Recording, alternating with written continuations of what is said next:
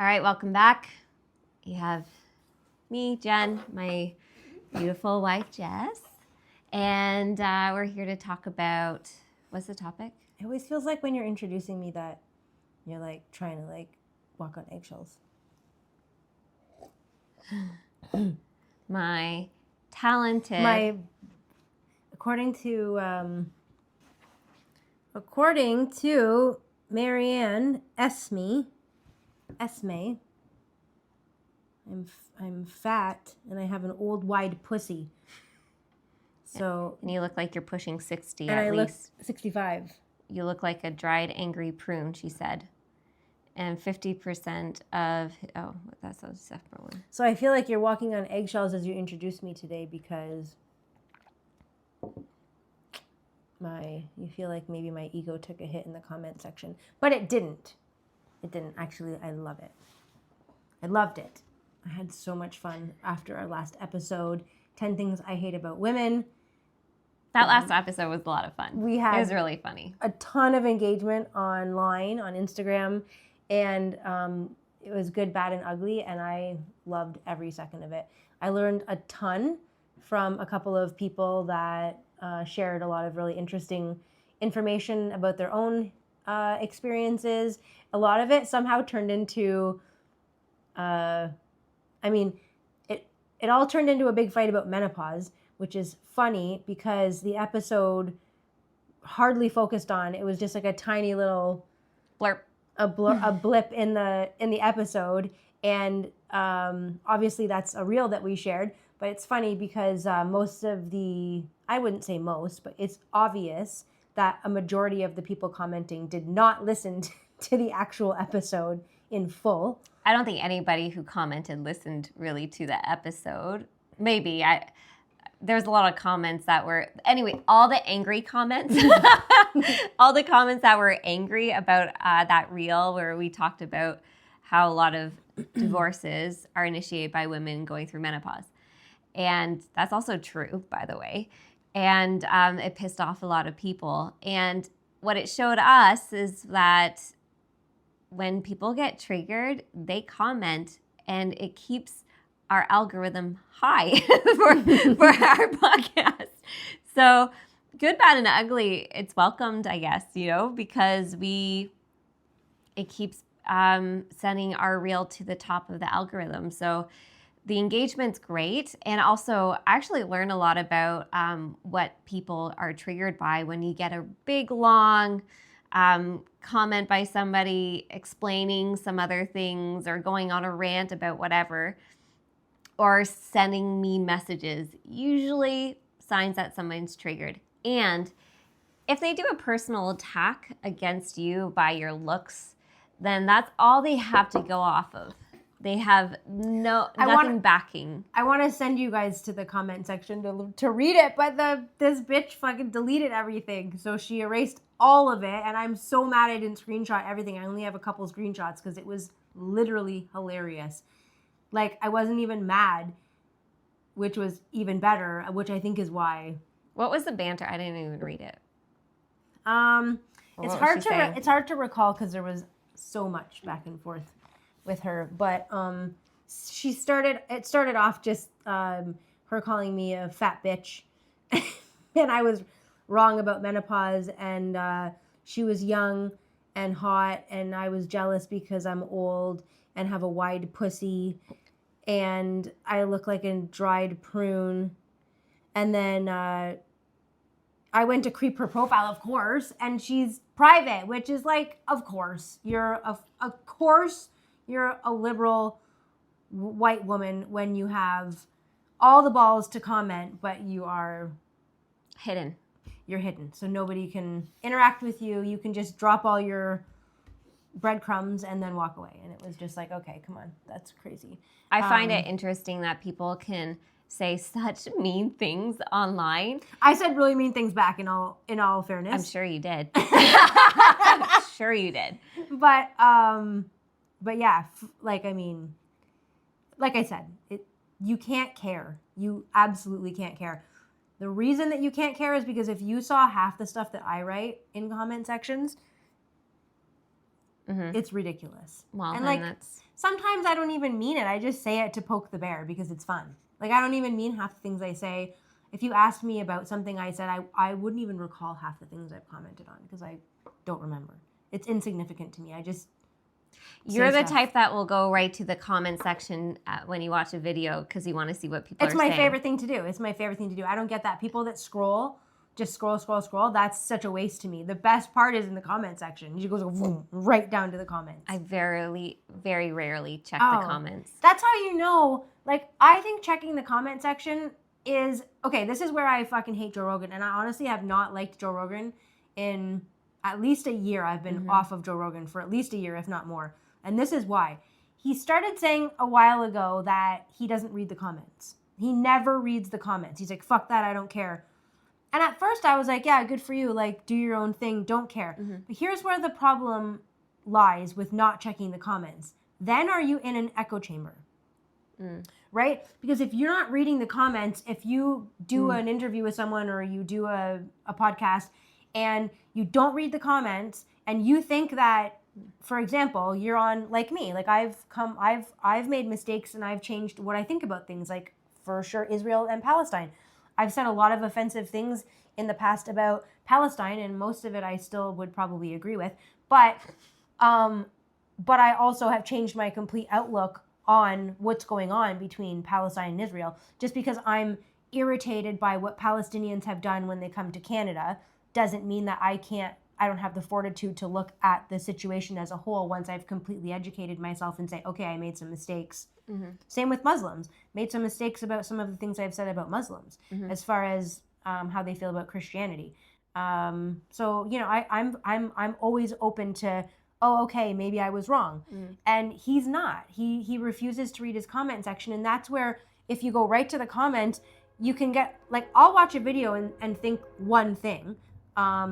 Like, for example, maybe an accident. Like, I have a lot of like murders and like car accidents and motorcycle crashes in my algorithm. So I might watch a video and I might think, oh, that truck was a fucking asshole. Like, that was a dick move to that motorcycle. And then you go down to the comments and you start reading, and 90% of the comments are in favor of the truck. And you're like, okay, wait a second. And then you go back and you watch the video again, and then you're like, oh shit, okay, I might have missed that. And then, or maybe not. Maybe maybe it's COVID, and maybe 95% of the people are like, yes, there's a disease going around and we need to all get vaccinated.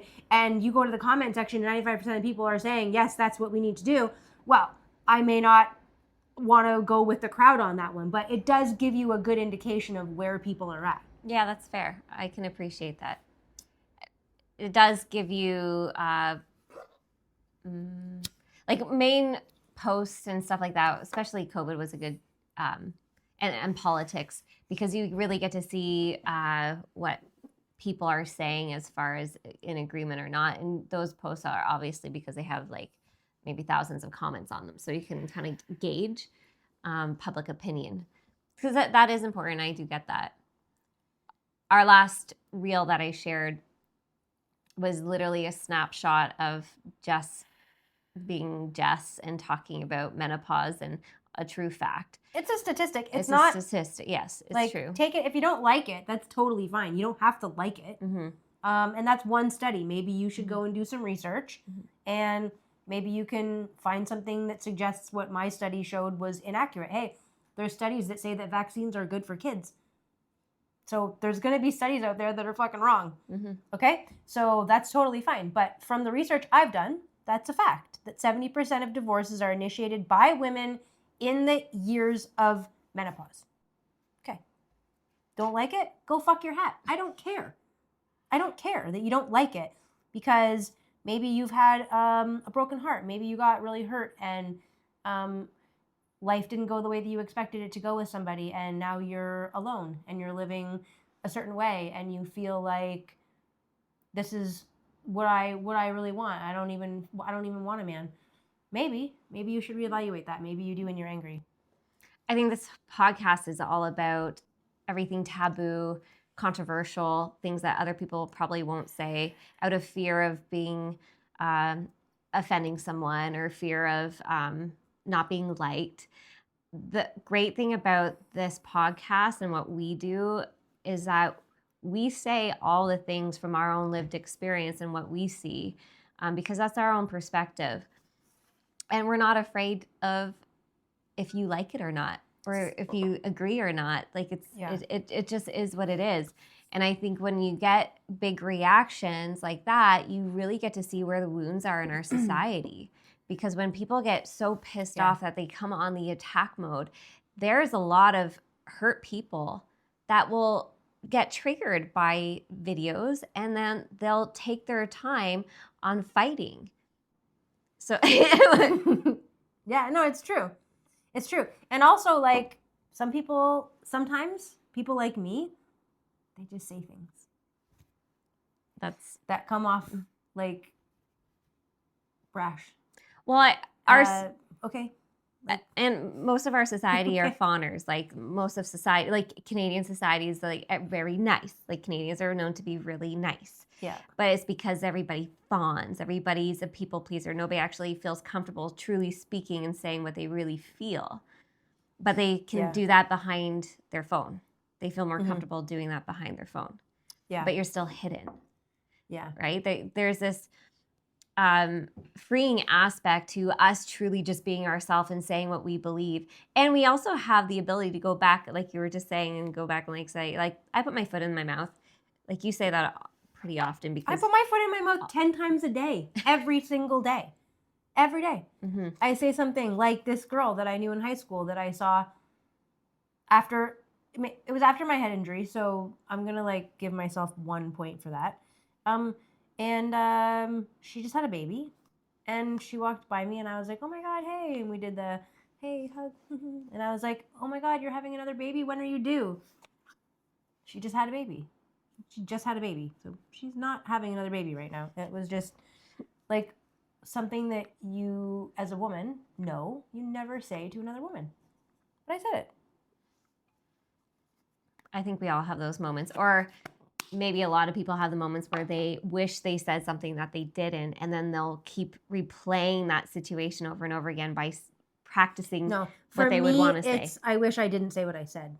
Yeah, well, you're on the other side of the extreme. And I don't really think that very often, but that's, if I did think that, that's what I wouldn't think like, oh, I wish I would have said that. I've heard you say that lots. I wish I wouldn't have said that. Or no, not that. I probably shouldn't have said that. It's what you'll go on that side, and I'll go on the other side because I've just say things. Fawned for majority of my life to now trying to get comfortable with speaking what I truly feel and think. And I will rehearse what I had wished I had said in different situations. Mm-hmm. But that's me coming out of fawning, is learning to stand up and speak up for what I want. And I'll rehearse it in my head, wishing I said this. I wish I said this. Mm-hmm. Right? But that's part of our own inner work, even in our own self-reflection, recognizing like, okay, that was my pattern. This is what I'm working on. That's what I'm recognizing about myself. And you're on the other side of the spectrum doing the same thing. Yeah. I'm trying to put the genie back in the bottle, and you're trying to get the genie out of the bottle. Yeah. So we're trying to work our way into the center. Mm-hmm. Yeah. Interesting. Mm-hmm. It was interesting. It was good. Anyways, I loved lots of fun. I loved all the engagement on social media over this reel. Old version of Jen definitely would have been like, oh my God, we're pissing people off. Oh my gosh, they said this, da da da da da. And now I'm like, oh, this is great. Thanks for the engagement. Keep pumping that algorithm. I'm sorry, did you just do this? No, I was like pumping. Oh, I thought you were doing like, this. oh, that's great. Like, I was like, really? Who does this anymore? Did you call somebody and tell them? Like, who does this? Oh, I just got to make a quick. Thanks for the engagement. Yeah. Anyways, now I understand more about algorithms and understanding that, and it's like you're boosting the podcast. So thank you all for engaging. So this episode today is a branch off of last episode. So I'll be curious to see if we get a lot of engagement from this. You know what? We will get engagement, but it won't be the same, because here's why. Because this is my prediction. My prediction is that men can take more of a roast than women can. So I think that we were really good sports, two women sitting up here roasting women. I think we hit the nail on the head with a lot of things. And I think a lot of women didn't want to hear it. Yes. So they get mad. But I think when we roast men in this next episode, which is going to be hilarious, I hope, I think that men will be able to recognize some of the things that they feel are true and laugh about it versus getting offended and projecting. So let's see. Anyway, I think the women might find it funny. I think the women are of course going to find it funny Yeah. because it's nothing to do with them, Right. and they're going to get to bitch about their husbands, Right. and Right. which I mean that's what we're doing it for. It's going to be hilarious, but I'm just saying the men will take it differently than the woman took it. And I'm gonna just preface this conversation as Jess and I have both been with men. We were both engaged to men. We know what it's like to be with men. We're not gold star lesbians, so we know the We side. have We know both experience. sides. We know we have both experience. perspectives. That's why now. we're here because Yeah. we're the reason like the people or the women commenting that we're so harsh on men. We're like, ditch them, divorce them, leave them. Bad for the other team. Like heard a lot of that. So Really? yeah, a lot of women were like, it's because women are fed up with men. That's why they divorce them in their 40s. They've taken care of them now for 15, 20, 25 years. And they're like, fuck it, I'm not spending the next 40 years of my life taking care of my husband. That's what I heard a lot of. And that is not necessarily what our situation is. Like, I don't think that either of us was just like, I'm tired of I men hate men now. I'm not going picking to up try their- a woman instead. Yeah, not picking up their clothes, and you're like, fuck it, I'm. No, but I do hear a lot of women say that. So do I. Like to us, So do I. It's well, And if you're like an LGBTQ alphabet soup retard, you'd be super offended, and you'd go, "Oh my god, you think it's just a new shirt you can change every day, right?" Like as if like you can just, well, I'm tired of men, I'm gonna Switch sides. fucking bat for the other team. That's not offensive to me. Jenny and I were both closeted gays for sure. mhm. So it's not like that situation, but that doesn't offend me. Mm-hmm. And I no. can totally see if personally, I think that there's probably more bisexual people than you think there are, Mhm. and that women can easily shift into that relationship Mhm. more so than men. Mhm. I think that men would have a really hard time going from being bros to butt fucking each other. I think that would be very difficult. I think a lot of women that have been in marriages where they don't feel heard and don't feel seen and they don't feel like the romance is there and they're just kind of like roommates situation.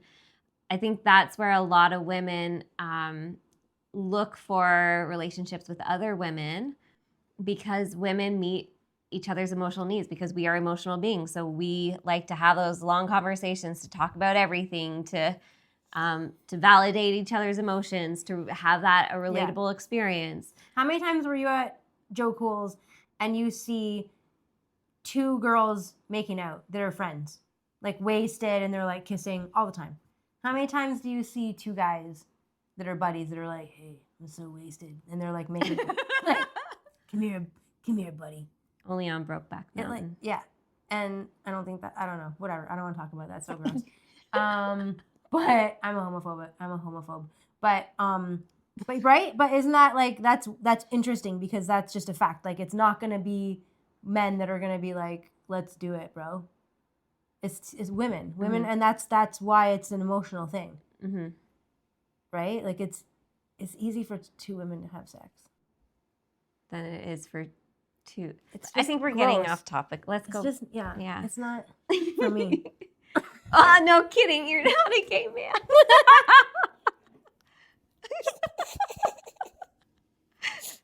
Thank you for not being a gay man. Although I wonder in a past life if you were. No, I wasn't. No way. No way. Nah, you've always been If I was macho a man, man. I was like a fucking I was like a Viking. alpha male for sure. Really tall, wide chested, strong back. Yeah, for sure. Grunting. Mm-hmm. A Yeah. warrior. Yeah, no, I actually really like Mhm. gay guys. I just don't want to ever think about gay guy sex. So moving on. That's okay. It doesn't float your boat. It's fine. It's not like It was never on my porno playlist. Gay men doing it. Okay. No. Anyway, what were we talking about? Why are we talking about that? We went way off. Mhm. I don't even know how we got there. But to our main topic of why we're recording today is last episode was 10 things I hate about women because we're roasting women. This week we're doing 10 things that we are asking a man. Can a man explain? 10 things can a man explain to me? Okay, so It's complicated. It's a complicated topic. we have questions. It didn't flow. We have questions. Yeah, we have, Mhm. and it's not 10. It's more like probably 15 to 20 by the time we get through because I have a lot. Mm-hmm. I have a lot. So it's not just like, gonna be like, I hate this about men. I hate this about men because We love men. yeah. And like We love it's men. funny when we can need do men. that about we can say like 10 things we hate about women because we're women and it was funny. It's just different and I don't even like know 10 things that I hate. It's such a hard thing to say because women I could keep going. I could list 1,000 things I hate about women. I know. I was thinking maybe had we a should hard just do time. another episode on I know because we have so much content because we're two women and we can like objectively talk about what's wrong with Yeah. our gender. yeah. Of the two genders. Or what's frustrating There's about two our genders. gender. Yeah.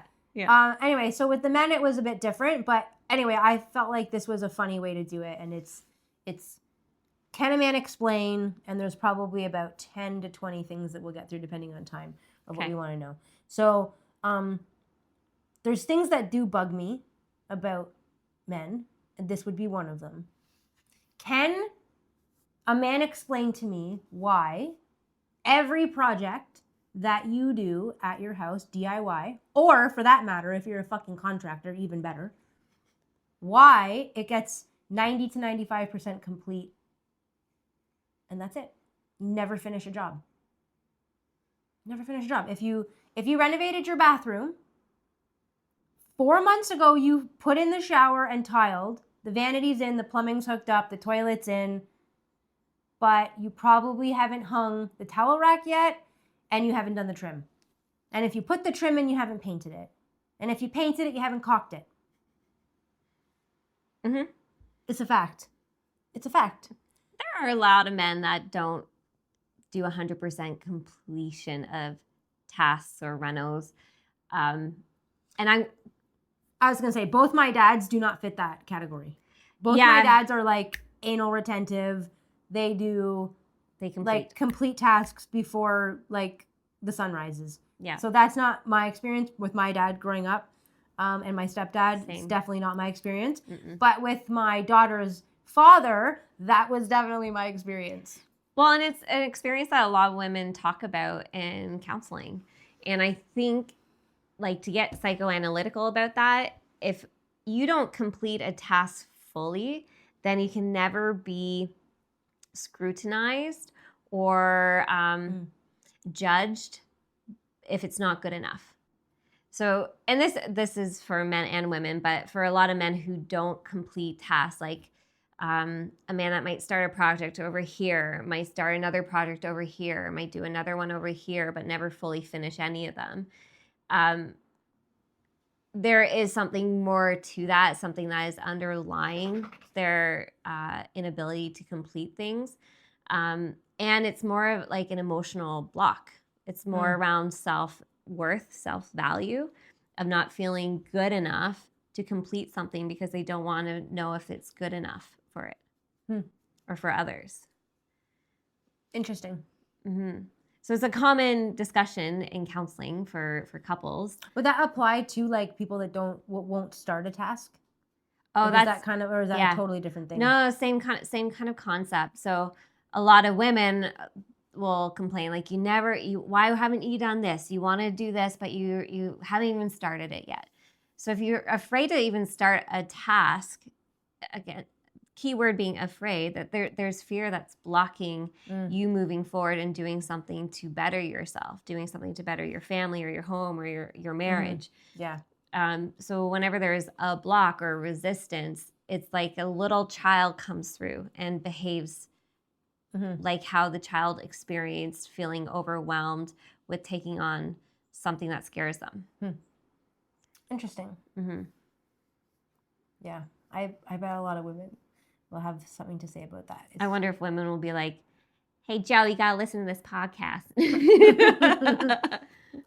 Time to finish the deck.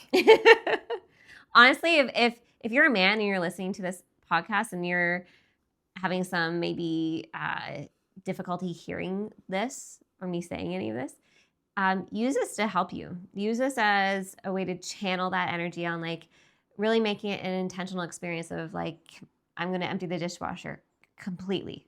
I'm going to clean the kitchen, the whole thing. I'm going to do the lawn care. I'm going to cut, weed whack, blow everything, make it look beautiful. I'm going to complete it. When you start practicing small tasks where you move through to full completion, you start building confidence in yourself. Because that's really what it is at the end of the day. Smart thing to say. Just start with little things. It's the small things that you start to practice that, and then you start to build more self-worth, more confidence in your own abilities. You start to gain some traction, and then you can start to take on some bigger things of like tackling maybe renovating a room in the house and learning how to do it all the way to completion and finishing touches and feeling that sense of accomplishment and really feeling good about yourself and wanting to show it. Instead of always hearing your wife be like, are you going to finish the toilet? Are you going to finish? Can you please put up the shelf? Because that nagging voice of your spouse, it just creates more, it creates more angst. It creates more resentment. It creates more fights between the two of you. And your own inner battle starts to chime in even stronger. But don't worry, men. Once you do the task and complete it, you must know your wife is going to say something negative to you about it. Fuck her. You tried your best. Don't take it personal. That's women. They're so fucking critical. Like when I was recently building my deck for the pool. I spent like 12 hours leveling it. It was so much work. And Jen came out and said, you haven't even done anything. Is that all you've done? I get the whole like you're in so fucking annoying. It's the ugly phase of just like all the leveling, but like once I start seeing the boards go down, I'm like, oh, okay, good. The last step. Like it takes fucking 10 minutes to put deck boards on. It takes fucking 2 weeks to do the rest of the work, and it's like nothing. It's the same process for me if I'm painting a canvas. The first little while is always the ugly phase. But it's the foundation. It's the most important part. Yes. Yeah. Anyway, I got a call the other day from a lady locally whose husband tried to tackle a deck and it didn't happen. And I got to go and build it. So when I get there, though, I'm going to say that it looks great. It was a really good effort. I'm not going to be a dick about it. Yeah. But at least he tried. At least he got up there and he tried. He went to bat. He took a swing. He took 2 more swings and he fucking struck out. But I'm going to go in and I'm going to make it nice. And let me just clarify. So is the wife then reaching out for him to get it finished? This is what's going to be awkward. It was the wife that reached out and said that, Then she tried to get on it with him, and that just made things worse. Oh, yeah. Yeah. When they tried to double up on it. And so... So I'll be adding to the bill a demolition and a dump run, because I'm sure I'm going to have to pull out a bunch of stuff and start from scratch. But anyway, it was pretty funny, and I'm not looking... I hope he's not home. I hope he is home. I don't know what I hope, because I don't want to not have his input, but... I hope he's home and you can talk, because I think that will also be good for him, because if he hides and you don't see him or he avoids, that's shame. Yeah. He's feeling ashamed of himself. Yeah. And the best thing that you can do is just pump them up, laugh, be able to have a sense of humility. Yeah, and I'll probably blame the wife a little bit just to make him feel better. Like I wouldn't want to do work for her either. You have to report back. I will. I'll update you guys. Okay. Can a man explain why every conversation turns into you fixing a problem? So I hear that from women a lot. Like that it must be nice to it must be nice to have a wife that when you tell them a problem, because women are not innate problem solvers. That's not what we jump to the conclusion of, is like, how can I fix this? Even though that's what I do.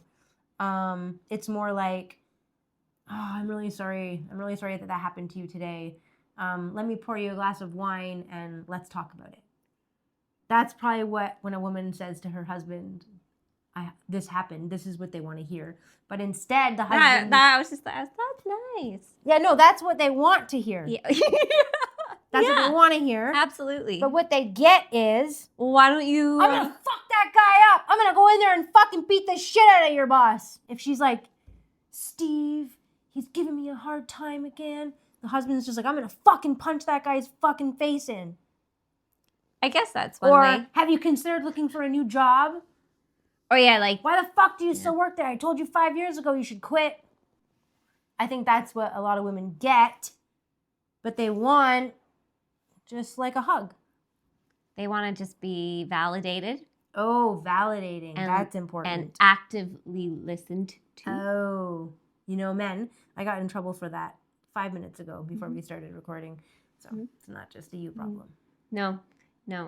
If he justifies his position again and again, that does not mean he's validating your experience. Couples work, like doing couples counseling is I think it's important for a lot of couples just to help build healthy communication. Because these are like common issues that come up in couples counseling, because it's not like always like these major massive issues that are happening. It's like the fundamentals of how do you live together and work together in everyday life around chores, responsibilities, roles, finances. How do you communicate all those things? And if a woman comes home and needs to vent and get out her frustration and he jumps right to fixing, which he's going to do because that's how a man's brain works, because that's what they are, problem solvers. Let me fix this for you. And a woman is just an emotional being, and she's like, I just need to feel what I'm feeling.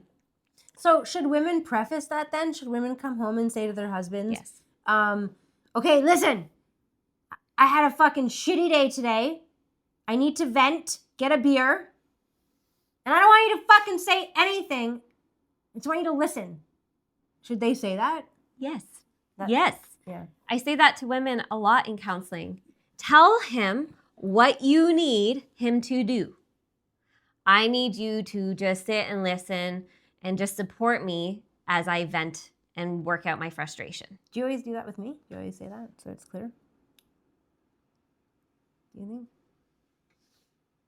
I feel like I'm pretty good at explaining what I need from you. Yeah. And there's also moments where I'm not. Right. And ditto. Yeah, it's true. I do expect you to just be like knowing what I'm thinking. Like, get all the the fuck time over here. Get in here. Get in here. Yeah, I know. No. Say it. Yeah. Use your words. Yeah, so men, ask. You can also ask, what do you need from me?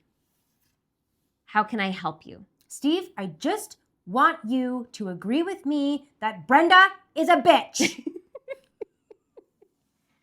And then Steve goes, all right, she's a bitch. Okay. I fucking hate that cunt. Yeah. That's all really she wants to hear. Yeah. She didn't need you to like go on about, you saw that they were hiring at Cami and maybe she should move over there, and no. Okay. Can a man explain to me, and this is true because you know what, this is true, why y'all think you're the best drivers? And listen, this is coming from a former driving examiner, motorcycle examiner. Okay? just because you have a cock and balls does not mean that you are Mario Andretti.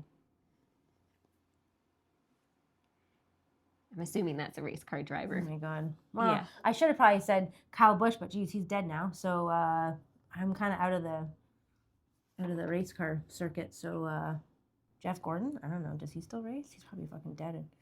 Anyway, I don't know. But that's true. Every guy literally thinks that he's the best driver. And sometimes they are better drivers than their female counterparts. That's true. But every guy thinks he's the best driver. And those are the guys that are doing 120 in the fucking fast lane on the 401 in their fucking BMW. It's like so annoying. It is interesting how they do automatically take that role of driving, even if they're not a good driver. Because I've experienced that with men friends, like not knowing how to drive and yet being very confident in what they're doing. It's really interesting to watch. It's actually. again, I think it's just the innate nature of men that's like the role. Yes. And again, we had many fights in the last episode with people over these primitive roles, but it is almost like it's built into the DNA. Well, it's also protective, right? Like to be in masculine energy, you want to be the one that's in control of driving so you can protect. It's just like how you put out your arm in the car to protect me if you got to stop fast. Right. Like it's just like it's instinctual. Right? Like that is a healthy masculinity. Like that to me is good and healthy. I think the challenge that a lot of women have with men is when you're lost, it's okay to ask somebody for directions. It doesn't make you stupid. It doesn't demasculate you. It's just, let's solve a problem. Let's solve a problem quickly. When I worked for Harley, I worked with this guy who drove the transport truck, and he was such a dick and an alcoholic. And one day we were driving in Quebec somewhere, and it was like a major. We were trying to get to the major highway from like a rural area, and I had my iPhone with GPS. It was still back in the day where like not everybody had that yet, but I had mine, and I called my driver to say that he was going the wrong way, and that I saw one more turnaround where we could turn, and he told me in French to go fuck myself and hung up the phone on me. And I was like, okay. So I pulled off and I went the way that I was sure was the right way, and he kept going the way that he went. And it was he had to get like a guy to come get him out because he couldn't turn around. What a and lesson. I was gone. And he called me, and I was like, sorry, like I told you. And he's like, where are you? I fucking need you. And I was like, I'm gone. Sorry, I'm not. I'm way away now. I'm not coming back. He wanted me to come guide him out. Oh, wow. And I was like, well, I'm gone. Sorry. I tried to tell you. You're such a prick to me. Mm-hmm. It was a long day. It's a you problem. And I now. was like, sorry, I'm out. Yeah. I'm not doing this. Yep, that's a you problem. Yeah. But it does bug me when I see women who can't drive driving. And I see this a lot. And their husbands are in the passenger seat. And I know that that's a control issue for the women. Yes. Yeah, there's a lot of bad drivers, men, women, white, black, Asian, Indian. It doesn't matter. There's a lot of bad drivers of every race, color, creed, and gender. That's irrelevant. But I'm just saying, stereotypically, it does bug me when I see a woman that has to drive. Especially when it's a guy that is like, I don't want to say like a professional driver, but like that drives maybe for a living or something like that. Mm-hmm. Who's on the road a lot. Or... Like my ex drove professionally, and when we were going anywhere, he always drove, and I never had a problem with that. Mm-hmm. He was a good driver. Mm-hmm. So I never had a problem with him driving. So I mean, if your partner is a bad driver, then I guess it makes sense. But is he a bad driver or are you a bad passenger? Ooh, that's a good question. Right. Because there's a lot of, I don't know if we brought that up last time, but a lot of women that will I don't know if criticize we or did, but say, it's I think we brought up backseat driving or something, but yeah, it's true. Like, are you Mhm. the problem? hmm yeah. If you are constantly criticizing or giving your husband directions in the car, telling him how to drive, when to hit the brake, all that kind of stuff, that's you trying to control the situation. The best thing, and I know because I've done it, so the best thing is to enjoy the drive. That's why, like, if Jess asks me for, like, should I go this way or whatever, I'll just be like, I don't know. You choose. I'm enjoying, Now. yeah, because I've worked on it. Yeah, it's true. I've worked on that. Yeah, so women, you can change. Mm-hmm. You can work on things. Mhm. And I have worked on things. Mhm. I've been known to be a fast driver. Mm-hmm. And I don't drive fast anymore at all, ever. Like, I'm never. Sometimes never, I'm never. like, you can go a little faster if you want. It's because I rode a motorcycle. Everything had to be fast, and I just. And you were activated for a That's good true. chunk of your life. That's true. Yeah. That's true. But now I'm just like totally different, and I drive. So you can make changes. Mm-hmm. You can be a Sunday driver. Mm-hmm. Well, I don't want to. I'm never going to be a Sunday driver. If I'm in an 80, I'm doing 100. If I'm on the 401, I'm doing 120, maybe 130, only if traffic is flying and I don't have a choice. I'm not doing 80 or 90 in an 80. I'll kill you. If I am behind you and you are doing 80 in an 80 or 90 in an 80, I'm going to ride you. Like, I hate you. High beams. I'm going to be flashing high beams at you. Like, if I can't pass you, I hate you. Okay. Well, we've worked on lots. So. Okay. Can a man explain why you refuse to go to the doctor? Now, I don't really believe in going to the doctor all that often. So I'm going to give men a lot of grace with that one, because I think sometimes they're correct. That I think women go to the doctor too often, and I think women take their kids to the doctor too often. With that said, I do think that men have a tendency to not go to the doctor. Or maybe instead of doctors, just any health professional. Yeah, that's true. That can help you with whatever ailment you're struggling with. Because if you don't go to the doctor and you don't address stuff, the underlying issue is that you're avoiding something. Well, that too, and it's like, I like what you said, and it's more about self-care. Yeah. Like, if you won't even go to the doctor, then you're not probably looking after yourself very well. Yeah. So you're probably not. It's or like you're massage, afraid, chiropractor. or you're afraid of what the doctor might say about that mole that's on your back that you really should go get looked at, but you've been avoiding it. Right. Is that because I just asked you about my mole on my back? Oh, funny. No. Yeah. Maybe. Maybe. Subconsciously, maybe. Yeah. Interesting.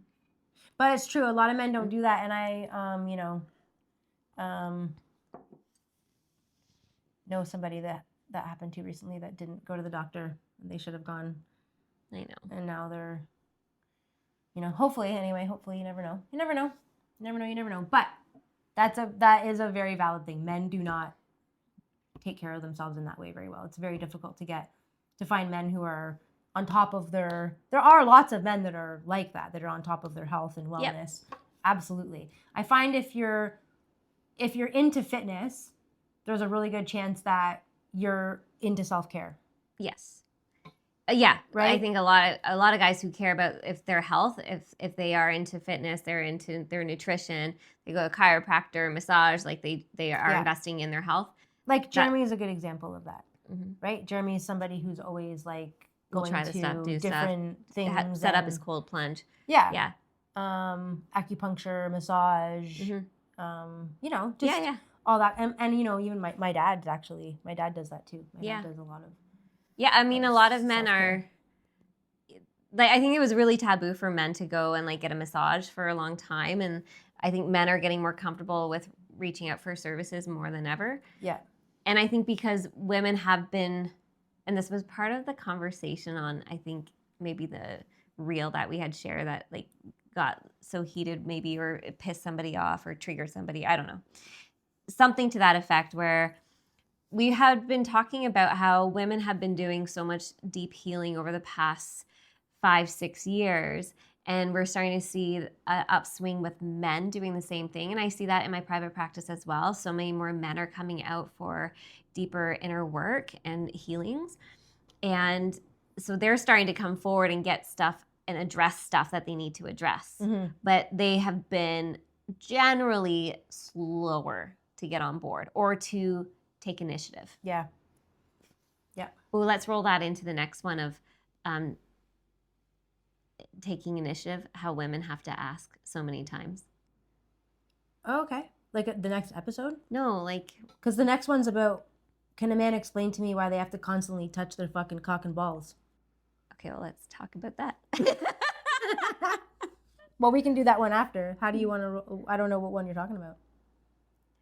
Just that women feel like they have to nag at their husband to get anything done. Like, Okay, so can you explain why we have to nag at you to get anything done? can you explain why it's got to take you weeks before you actually Get something done. call the plumber? Gotcha. You know? Yeah. Yeah, that's true. I mean, I think that's, I'm not generalizing, but I'm just going to say that I would think that the same person that takes a while to call the plumber doesn't make their bed. Or is And- avoidant with a lot of things. That's what I mean. Like, yeah. doesn't make their bed, is bad at putting their dirty clothes in the hamper, Mhm. just basic shit like that. Mm-hmm. Because I think that the more, and again, this is a individual male and female. This is not just men. But I think that if you're the type of person that puts your dishes in the sink, puts your dishes in the dishwasher, that you're Likely to take initiative. likely to be doing that in other areas of your life. Yes. Yeah. Right? I think Yeah. that's, so I think like how you said earlier, one little thing at a time Mm-hmm. can really help with that. Yes. And for women to stop repeatedly asking. And this is like what I hear all the time. But if I don't ask, he won't do it. And then eventually I just do it. And I say, so that's why he doesn't do it. Because But then we can swing this into, can you explain to me why I'll do it later Mhm. is like considered a legal date to men? Like, what does that mean to women? Mm. Like when you say, well, she did it, well, that's why he doesn't do it, because you do it. But when he says, I'll do it later, what does that mean? It's like in the episode of The Office when Pam doesn't want Jim to go work for Athlete because she doesn't know how long it's going to be. And he's like, it's going to be really great for our family. I just need some time. And then Toby says, how much time? And he was like, Jim's like, I don't know how much time, but I just need time. But how much? When? Like, when is it like enough time has passed before the woman can say, okay, bro, like it's been 2 weeks now. Like, is this long enough for my next nagging session? Right. Like, how long does it take to do that? So if she says, can you call the plumber? And he goes, yeah, I can, but it'll be probably tomorrow. So I'll put it on my list. Yeah, fine. Fine. Who cares? Yeah. Like, And then you follow great. through. Yeah. You have to follow through. Yeah. But like, Yeah. So guys, men, you gotta do it. you gotta do. You gotta do the thing. Like, And women, you gotta stop nagging. yeah, but again, it's a vicious cycle because if he doesn't do it, she's gonna keep nagging. Mhm.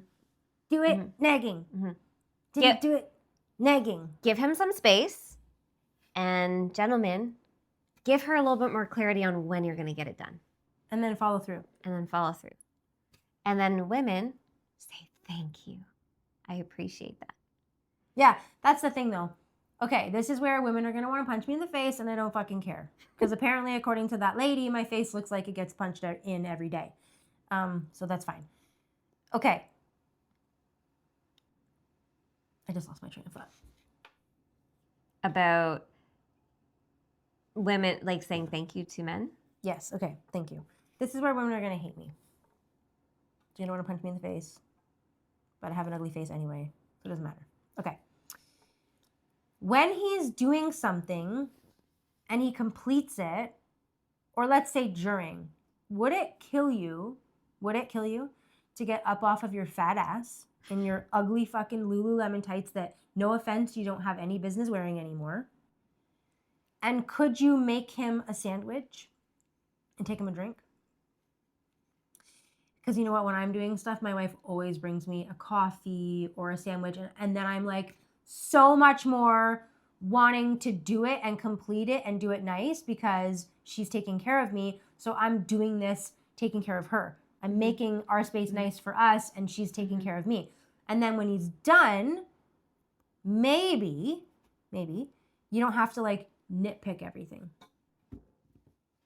That's a good point. Like maybe you don't have to nitpick everything, right? Like maybe he's not a carpenter and he built a deck and it's not great, but it functions. And he did a project and he's going to learn from it. Mm-hmm. Maybe just like that's fine. Mm-hmm. And maybe like in 2 years when he's better, you can say, hey, honey, why don't you like, now you're so much better. Why don't you like take another crack at that deck? Right? But like, don't be a cunt about it. Mm. I think that's a good point because I don't think a lot of women compliment their, like if you're in a long-term relationship, you've been married for a long time, maybe you've raised kids together, do you give each other compliments throughout the day? If you're not giving compliments to your spouse, how are you building the relationship? How are you still pouring more love and tenderness and care into your marriage? My kind of thinking is I want to give you at least one really good compliment each day because I want you to feel good about yourself. I want to not be in maybe a hypercritical mode myself, and it's a way that I bring more appreciation. It's the same reason why we say grace or say thank you for our food before we eat, right? If we, in order to receive, we have to say thank you. Do you think I give you a compliment every day too? I would like that. That would be nice. You are complimentary. But do I? Yeah. Not every day though. If I don't, I think it. Yeah, so just use the words. I know, but sometimes it's like you use words all the time. I know, but sometimes you might think I'm creepy if I said what I was thinking. Sometimes I don't say things because I'm like, ooh. I'd rather that. Because then I know where you're at. And I know where I'm at with you. That's helpful. It's helpful. Yeah. Even if men do that for their wife and say those things, like, come on, women love that. Women love to be adored or feel wanted, desired. Yeah. That is a way that you continue to fuel the relationship. Yeah. It's just I feel like those are always the compliments that I give you and then I feel kind of creepy. No. Because they're always like, ooh. Never mind. Not for on air.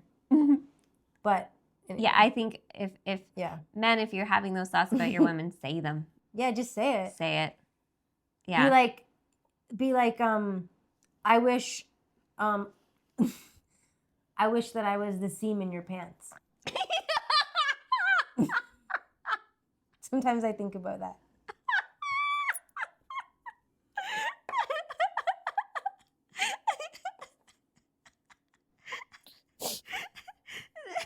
Did you hear that somewhere? No.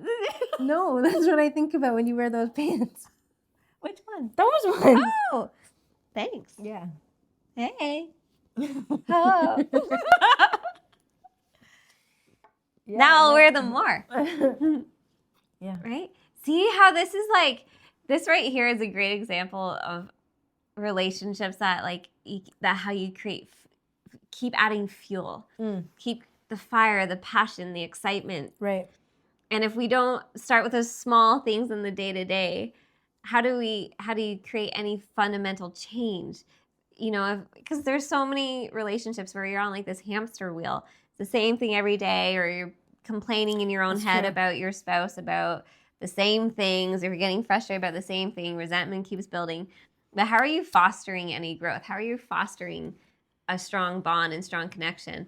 Giving your spouse one compliment a day that is specific, Not just like, Hey, you look nice. hey, you look good today. It should be like, hey, I want to be the seam in your pants. Or it could be like, you know, you handled that situation really well today. I'm really proud of you. That was awesome. Yeah, it doesn't always have to be dirty. I'm really impressed. Sexual. Doesn't have to be Yeah. sexual and dirty. Thank you for helping take care of me today. I've had a really stressful day. I really appreciate your love and support. Mm. Like, to be specific, Mm-hmm. you know? I know I say that. Yeah. Because I know, Yeah. like, when my parents come over, I'm always like, thank you. Thank you for, like, putting up with Staying calm. that. Thank you for being here. Yeah. Because, you know, I see that a lot, like, where people don't like each other's in-laws. Yeah. And so, Yeah. and, like, been there, done that, right? Like, Yep. we've had issues, so we know what that's like. But, but we've worked really hard to resolve things. Mm-hmm. And I think that's important because I think I see that a lot where couples don't interact with each other's family. So the husband takes his kids for the weekend to his parents. Yes. And the wife doesn't come. Yep.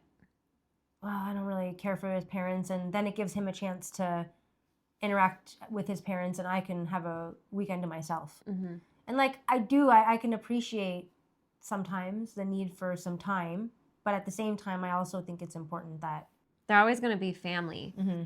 And the longer you're together, you're going to experience the different adversities or just the like different life chapters that come with aging and family and marriages, funerals, sickness, different things that can happen. And if they're always going to be your family, part of working and strengthening your relationship is how do I navigate your family so that I can feel a sense of peace? Weed.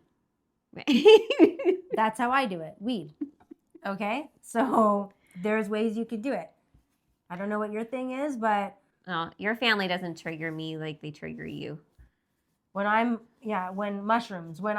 doing anything with my family or Jen's family, I'm on mushrooms and or weed. Microdosing mushrooms. And that helps enormously. Microdosing mushrooms help enormously in so many different ways. I can't think of one situation that they're not good in. Mm-hmm. There are a lot of couples that will microdose to work through couple stuff. Because it opens you up to being able to hear the other side without getting defensive and staying stuck in the fight cycle. Mm-hmm. Maybe I'll do a whole other episode on microdosing and stuff like that. But, yeah. So what about the junk? The junk. Okay. Can a man explain honestly why you have to constantly be touching your fucking cock and balls? Why? Everywhere. It doesn't matter where you are. It doesn't matter what the situation is. It doesn't matter the time of day. Constant. And like, look, women get itchy vaginas, okay? It happens. I understand that this is the case.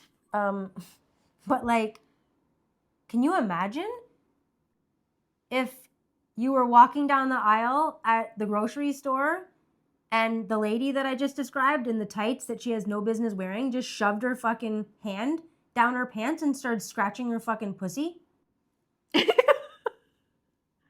Or like adjusting it constantly. Or just like, on the outside, like, even on just outside. like on the, just like, yeah.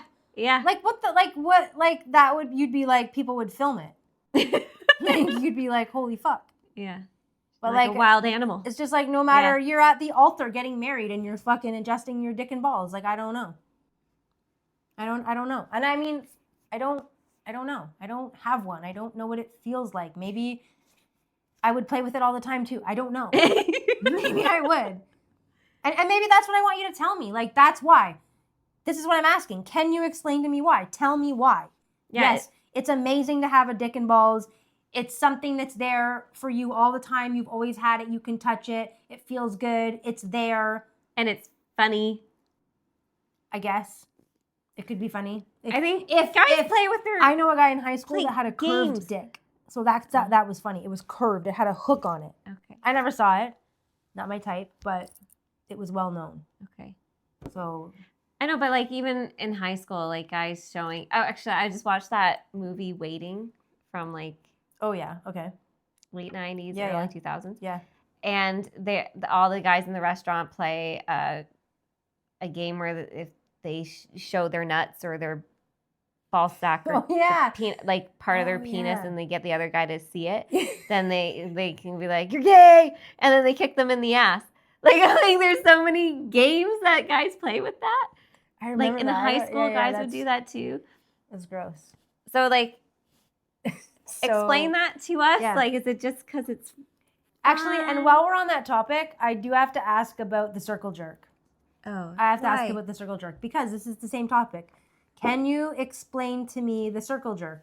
Because I do want to know if this was just a thing at my high school or if it's a normal thing. Because I think it's gross. I think it was like maybe someone in, I think we talked about this in an episode like way long ago, but maybe like boys in hockey that learn this from like grooming.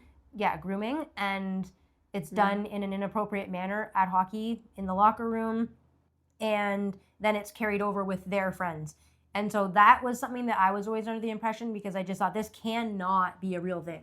This cannot be a real thing. You cannot have 6, 8, 10, 12 guys sitting in chairs in a circle jerking off to each other. Like, it's so gross. Like, I don't understand it. I remember hearing that in my high school. I saw it firsthand. I 100% know it saw exists. that? Absolutely. In Chrissy Rice's barn. In the Mao, second floor. Absolutely. Mm-hmm. I could tell you every single name of every person that was in there, too. What a sight. I won't. If you each pay me $10,000, I will not release your names.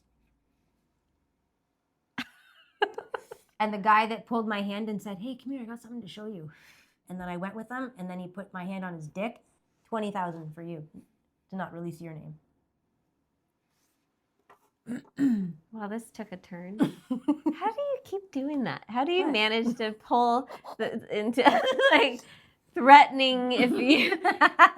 I'm not going to say your name if you come forward and give me some cash. I need a hay baler, okay? I need a hay baler. Let's get it. I just watched a show on blackmail, and I'm like, so that's that where must this be is coming why from. I said that. Oh my gosh. I'm thinking now it's actually not a terrible idea. Yes. Well, we'll do it every day. Well, and we are on the hunt for a hay baler, and we put it in a application to a company in Italy.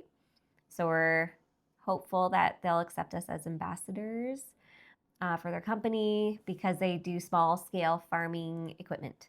And that's what we need so we can cut our own hay to feed our own animals with hay that hasn't been sprayed with anything bad. So yeah. If also what we're doing here, farming and learning how to be more self-sufficient, homesteading, that kind of stuff. It's an interesting, because there was a Let's comment. not get off topic here. Okay. Well, I'm going to rant for a sec. Okay. You've done it several times. Okay. You do it every episode. Okay. In the comment, somebody had mentioned that not everybody has the life that you guys have and can do the things that you guys do. Oh, I missed that comment. Really? Something to that effect. Oh, and I was like, ooh, we got a victim. Damn. We got a victim. You know, we're working on trying to build stuff here. You know, we're not millionaires. We're literally building everything from the ground up. We source things from Facebook Marketplace. We figure things out. We hand build things ourselves. We watch YouTube tutorials all the time. There are ways that you can make your life better that aren't making you a victim and saying, well, I don't have what you have, so I can't do that. Like we started here. Like we just like snapped our fingers. And then all of a sudden we're doing all these things. When we were 18 and we just landed on a farm. Yeah. Didn't have to pay for it. Didn't have to buy and sell and flip 6 houses to get here. Right. Like, fuck you. Mm-hmm. Go fuck your hat. Yeah. Whoever fucking said that's a fucking homo. Like, fuck off. It just goes to show how much excuses and victim mentality prevents people from helping themselves, from making your own life better. Because we didn't just all of a sudden, like you said, snap our fingers and land here on this farm and like doing this lifestyle that we're doing. We built everything from the ground up and we worked our ass off, and we are very blessed because of our accomplishments. Like, for example, the early settlers from England, Ireland, Scotland. Okay, let's talk about that quickly. So it's like that. It's like the natives are claiming all of this hardship that, we came, we stole, and then we settled the land. And it's like, okay, well, first of all, you came from Asia over the Bering land bridge after the Ice Age. So you weren't here. This isn't your land. You're not native to this land. You came from somewhere. You settled here. And then you settled all over North America into Mexico.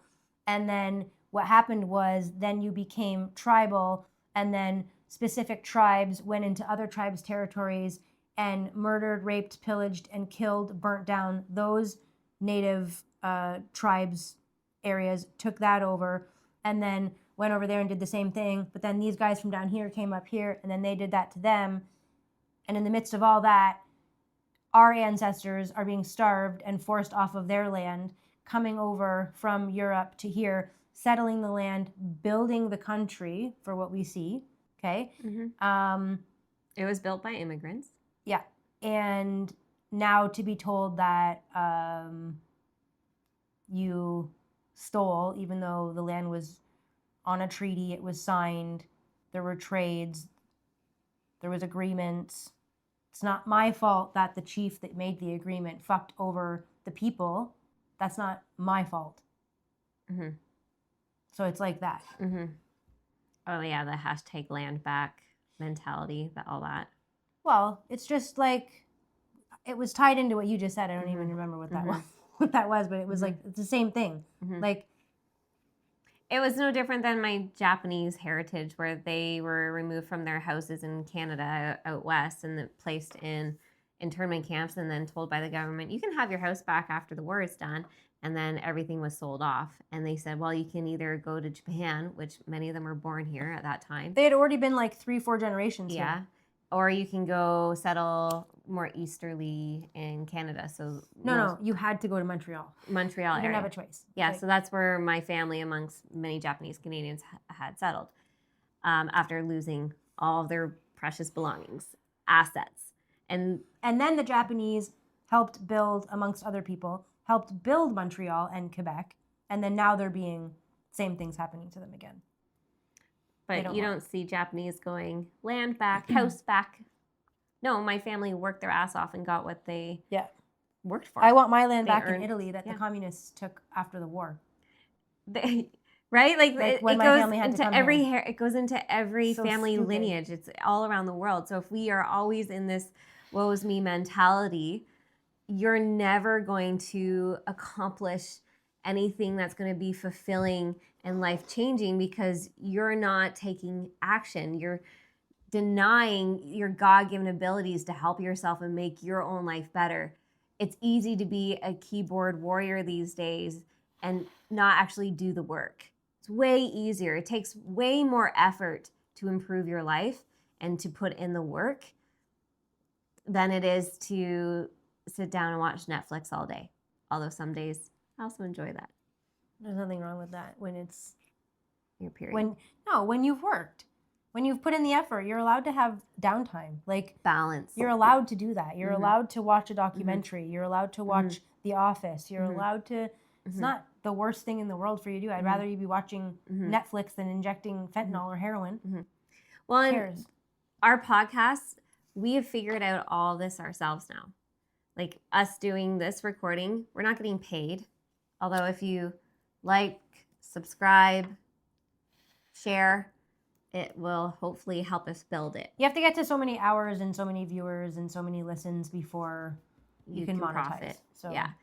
But if you help us, this is where we are putting in the work. We're putting in the time. We're putting in the hours, because editing this after will be several hours, and putting together the reels and staying on top of the social media and all of that while working full time. This is us putting in the work and building and building.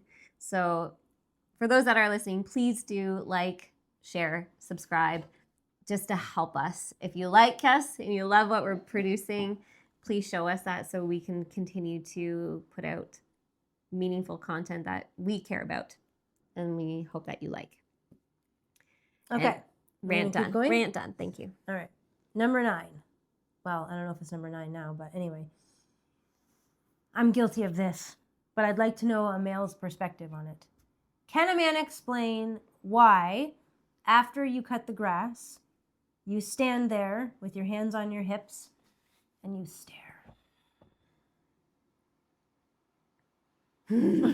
I know I do it, so it's Every time. I'm gonna tell you why I do it, and then tell me as a man if this is why you do it. But like, I love this is why the 97 or 95% of work that men don't complete bugs me, because there's nothing more satisfying, and we have a huge property, so it does take me a long time, but there's nothing better than after you cut, you have to edge and trim, and then you have to blow. And once you've completed all of those tasks, there's nothing better than standing there and looking at how fucking perfect it looks. I don't know if all men edge No. and then blow after they cut the grass. No, not all men do that, but a And lot then of do men a do. certain direction with the line so that it looks nice. But a lot of men do. Yeah. A lot of men do. I think. I do appreciate, A lot of European men do. yes, What a are your nice opinions? manicured property, because it does change the energy of the home. And we've had so many compliments. I think, and we do have a large property, and Jess is responsible for all the upkeep of the land. I think like how you plan this out, like it's like a 4-hour chore project, and that doesn't include cutting the back or cutting the pasture. Or No, anything that's like just that. like That's our cutting our house area. house area. So that's Yeah. about a 4-hour process. So I'd be really curious. So if you know that about Jess, that's her upkeep every week. Every week. Every week. Every 6 days usually. Mhm. I'm on a 6-day rotation. 'Cause 7 days is just too much. Yeah, it looks really good. It's too long. I'd be curious if other men take Well, like most meticulous care. Like yeah, that. like it's not about the time, because in the city, if you have a standard lot, it takes you probably less than 40 minutes to cut your grass. when we lived in the city before, and we had a huge slope up our backyard, like a huge hill, like steep. Yeah. Jess would wear her soccer cleats, and You had to. you had You had to like trudge up the hill and pull the No, lawnmower. I had this like 3-point harness for my my trimmer, and I would connect it to the lawnmower. So then I would pull it up, pull it behind me up. Oh my gosh. Yeah. And I had the lawnmower rigged so that the handle is locked down so that it doesn't ever turn off. And I think like that was really fucking stupid. Because if I would slip ever, that's why I wear the Phew. cleats, because I had slipped. But if you slipped and your foot went underneath the fucking mower, you'd Yeah. be done. But anyway, it never happened. Never slipped or It just anything goes to too bad, show but like you've put in yeah. the work. Well, it was, yeah. You know? Yeah. It still took me a couple of hours out there, Mm-hmm. because it's still, no matter what, if you're trimming, blowing, cutting, edging, weeding, like it's going to take time. Mhm. Anybody who takes care of their property like that knows how long it takes. There's a funny video that's gone around that maybe you actually sent it to me. I think you probably sent it to me. It was like a woman riding around randomly on a riding lawnmower going like, Oh yeah, there's no, okay. When your husband says there's no wrong way to load the dishwasher, which is common, and then it was of her sitting on his, presumably his riding lawnmower, and she's literally cutting the grass with no rhyme or reason. Circles back and forth, up and down, like just all around. It was hilarious. It was really funny. Yeah. Yeah. So good. But anyway, so explain to me why you look and admire if it matches why I do it. Okay, do you want one more? Okay. I think we already talked about that one kind of. Oh yeah, that's gross. I like that one. Okay, I might have a couple more, but we'll do this one quick. Oh, I want to do this one. Okay, guys, can you explain to me why you think every time your waitress at a restaurant says something nice to you that you think she wants to fuck you? You're like old, bald, beer belly. Maybe you're not even bald. Maybe you're a decent looking guy, but the 23-year-old waitress doesn't want to suck your dick. And why do you think that she does just because she's nice to you? You do realize that she's trying to make money. She's trying to be nice to you so that you leave her a good tip. She's in the service industry. Have you seen that with a lot of guys? I know that like that was always my personal experience because I bartended and served all through my 20s and I made a lot of fucking money. Mhm. And although this bitch that said I looked like a fucking California raisin, I used to make a lot of money and I constantly was being hit on by old guys. And I'd be like, dude, like, what the fuck do you think of me? Like, why in the world would I want to fucking be with old saggy balls over here? Like, why? I guess it's because Why would you think that? they don't know. They're just getting attention. But here's the thing though. I have to actually say, now that I'm the 45-year-old, that when I look out my eyes, you have to remember, when I look out my eyes and I don't have a reflection, I still feel like the same person that I was 25 years ago. So I don't feel old. So are they like me where they're just like, they don't, you know what I mean? You know, okay, this actually hits home because when I was in Los Angeles for my yoga teacher training, I was staying at this Airbnb, but it's like in LA, it costs a lot to live there. So a lot of like larger homes, they rent out rooms. Right. And so this gentleman that lived alone had 2 or 3 people that were renting from him. So like, and it was a big house. So they all had like their own room and that's how he always paid for his rent and stuff or the mortgage. And then they had an Airbnb unit, which is where I was with a couple of other people for the training. I was just so nice and friendly and He thought you were kind. Yeah. I was like, dude, he's like, I went when I was 26 probably for my teacher training, 25, 26. And he was in his 60s. And I was like, look, I'm just being nice and I'm just grateful to be here and I'm just genuinely curious about what you do for a living. Now, doesn't mean I want to bone you. Okay. God. Now, can I flip that and can I say, are women and girls naive? Oh, yes. Yes. Yes. And like you yes. Like I know that you want to be chatty and nice, but like if we are asking, if one of our questions is, can a man explain? Then it's obviously a common feature of men of that age. So why, as women and young women, do we flirt and give attention in that way if we have no intention of having any romantic involvement with them? Guilty. Like, yeah. I'm guilty. Yeah, that's naivety. It's like you with the fucking duck, okay? Like, we have this duck that is in the phase of he wants to fuck everyone and he wants all women to be his women. So she flirts with him. She's like, come here, honey. And she pets him and she loves him. And then he starts doing the head bob and he goes and he tries to latch onto her and then she pushes him away. And he's like, what the fuck? He's so confused. You give me all this attention. You make me think that you want me. And then I was just being nice. I just want to play with you. Like, the old guy he wants to just play with you too. Oh my God. Oh my God. Okay. Guys, can you explain? Yeah. I know this is not all guys. I'm Italian, my brothers, this is not true. Okay? My ex, this is true. Can a man explain why your side of the bathroom looks fucking disgusting? Like, I don't need to see your pubes everywhere. Okay? Like, your beard hair is everywhere. Why? Like, toilet seat up, dirty. Everything's just dirty. Yeah. So gross. Now, flip side, women, you're also fucking disgusting. Your hair is everywhere, all over the shower, all the time. Yeah, I think we've been over this before, even on the podcast, where other women would also attest to what I do, especially if you have long hair. You don't want it to go down the drain, so you pull it, you stick it to the wall. When it dries, you take it and then you throw it in the garbage. It's very simple. Did you see the drain that's installed in the bathroom? Yeah. Okay. I've never cleaned it though. No, you haven't.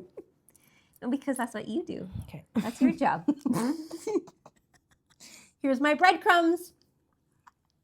You clean the bathroom. Yeah, no, that's that. I clean the bathroom, but I don't clean that. Like you clean No, the you drains. don't clean the bathroom. You clean the That's drains. not your job. You do the That's my dishwasher job. drain. That's my job because it's Yeah. my role. Yeah. Because there are roles Yeah. that people have. Yeah. And that's mine, is to clean the bathroom. Just like how you change the filter for the furnace. I would never have thought to do that. Yeah. And I've owned houses. But I don't think of those things. No. I think of the decor in the garden. That's not mine. And there's so many, I think I'm going to do a whole episode on house maintenance. There's so many, those women ask me all the time. There's so many filters to Seriously. change. Seriously. Like for us, we have the well filter, and that has to be changed like every month. Now we have the pool filter that has to be done every few weeks. The furnace filter, we have the water softener machine that has to be fed with salt, and then that has a filter that has to get cleaned every year. Huh. Your hot water propane or gas tank should be, and I haven't done this since we moved into this house, so I need to do that. But you're supposed to, I did it on Meadow Ridge, you're supposed to hook up a hose to it and then empty it and flush out all the sediment and stuff like that in the bottom of it to keep it running nice.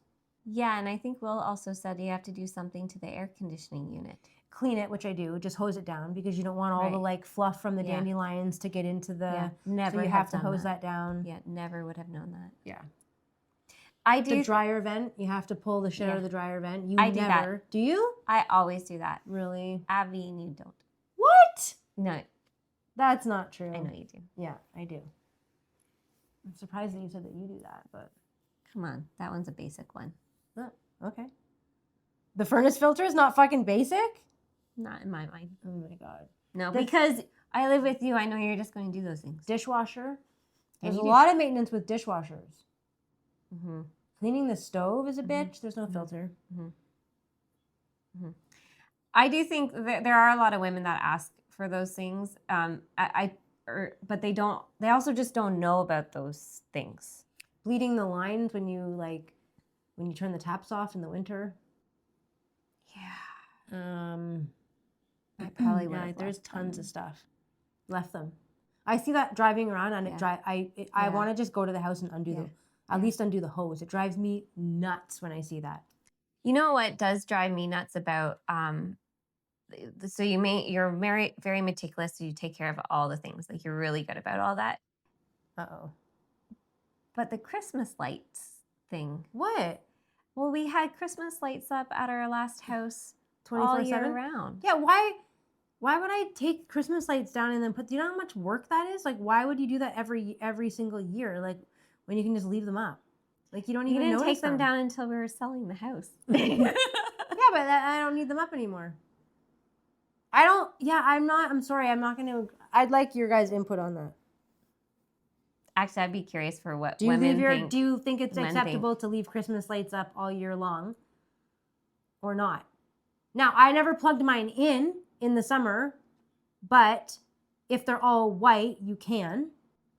Now we have those round, They're bulb like ones, more aesthetic. and I have them up all year, and they go on all night. I fucking hate my neighbors, and so my house is lit up like a fucking like an amusement park at night. Lights everywhere. Every building has lights 24/7. I do like it. It makes our place look like It's so magical. luminous, like beautiful. Yeah, it's great. And I still want string lights around the garden. Like little small ones, like starry ones. It would be really pretty for evening garden Yeah. walks. Yeah. We should look on the auction. Yeah. Okay. I think that's good. No, hold on. Okay. Want to do I another got a one? couple more. This is true. Can a man explain why you can't hear, hey, can you empty the dishwasher? But they could hear you shaving your legs in the shower. And when you get out of the shower, it's like, hey, did you shave your legs? They can hear that? Yeah. Like, is she shaving? Oh, am I going to get lucky? Is that what? Right? Little does he know it's because she wants to wear a skirt. No, does he know it's because she's going tanning. Okay, this is true. Can a man explain why every man has at least one pair, but I know it's more, underwear that are nasty? like holes. Elastic is like completely worn out. I don't want to say stains, but Stains. stains. I guess they could also come back and say, what about your granny panty underwear? I had a pair of underwear that Jen threw out. And I don't even wear underwear, but I had one pair of period underwear that I would like to wear at the odd time. Women all have period underwear. And Jen Period. threw them out. And they did have holes. They had paint on them. Like, you would just paint in them. Oh, yeah, they were my painting underwear. Well, you don't want to paint in clothes. Who paints in clothes? Painting naked is the best way to paint because you're just going to get it all over your shit. So you just paint naked and then you shower after. Always painted that way. Really? Yeah. That's funny. Like a t-shirt and then nothing. I always paint in like my raggedy clothes. That's why I always kept my pants that you hated. God. Because I painted in them all the time. So ugly. Ugliest pants ever. When pants. When those 3/4 length jogging pants were in style from American Eagle or Campus I got those Crew. when I was in grade 8. From Campus Crew or American Eagle, or is it American Eagle or is that Could have been Old Navy. Old Navy maybe? Mm-hmm. I never really shopped at Old Navy, but Anyways, well, this conversation went all over the place today, so hopefully it was entertaining for you. And I will put it as a poll question what? in the What's what the we question? just asked people. Yes, 1,000 questions. I don't remember what we asked. We I'll have asked to so if many I questions. okay when I go back and edit. If I find it, I'll post it. What the fuck are you even talking about? We just said we want to hear from you, ladies and men. What do you think about such and such? But we both can't remember what it was. That's okay. The worst ever. That's okay. We'll figure it out. Last little bit of news. We have, if you want to get on our newsletter, because we do have lots of events that come out throughout the summer and the fall, feel free to send me your email on Spotify or through Instagram. You can email it to me, text it, however you can communicate to us. Send it to me and I can add it to our email list. Other than that, please like, share, subscribe. Thank you so much for supporting. And if you listened all the way through, we love you. We appreciate you. Gracias.